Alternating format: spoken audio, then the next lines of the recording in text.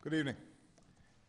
Today, the United States continues to build a broad international coalition to degrade and ultimately destroy the terrorist group known as ISIL. As part of the air campaign, France will join in strikes against ISIL targets in Iraq. And as one of our oldest and closest allies, France is a strong partner in our efforts against terrorism, and we're pleased that French and American service members will once again work together on behalf of our shared security and our shared values. More broadly, more than 40 countries, including Arab nations, have now offered assistance as part of this coalition. This includes support for Iraqi forces, strengthening the Iraqi government, providing humanitarian aid to Iraqi civilians, and doing their part in the fight against ISIL. Here at home, I'm pleased that Congress, a majority of Democrats and a majority of Republicans in both the House and the Senate, have now voted to support a key element of our strategy, our plan to train and equip the opposition in Syria so they can help push back these terrorists. As I said last week, I believe that we're strongest as a nation when the President and Congress work together, and I want to thank leaders in Congress for the speed and seriousness with which they approach this urgent issue, in keeping with the bipartisanship that is the hallmark of American foreign policy at its best. These Syrian opposition forces are fighting both the brutality of ISIL terrorists and the tyranny of the Assad regime. We had already ramped up our assistance, including military assistance, to the Syrian opposition.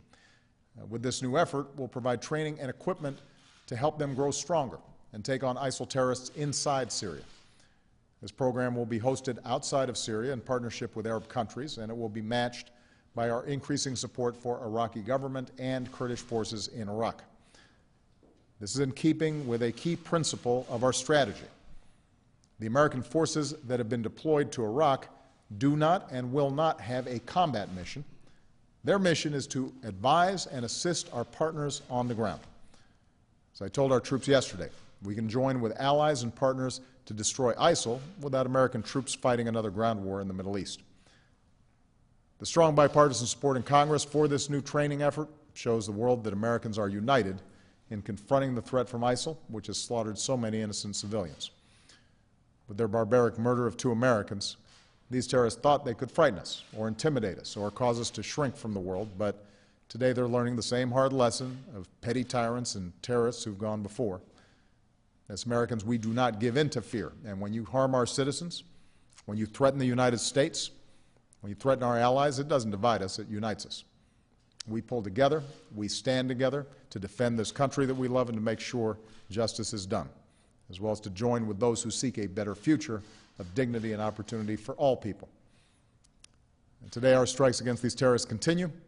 We're taking out their terrorists, we're destroying their vehicles and equipment and stockpiles, and we salute our dedicated pilots and crews who are carrying out these missions with great courage and skill.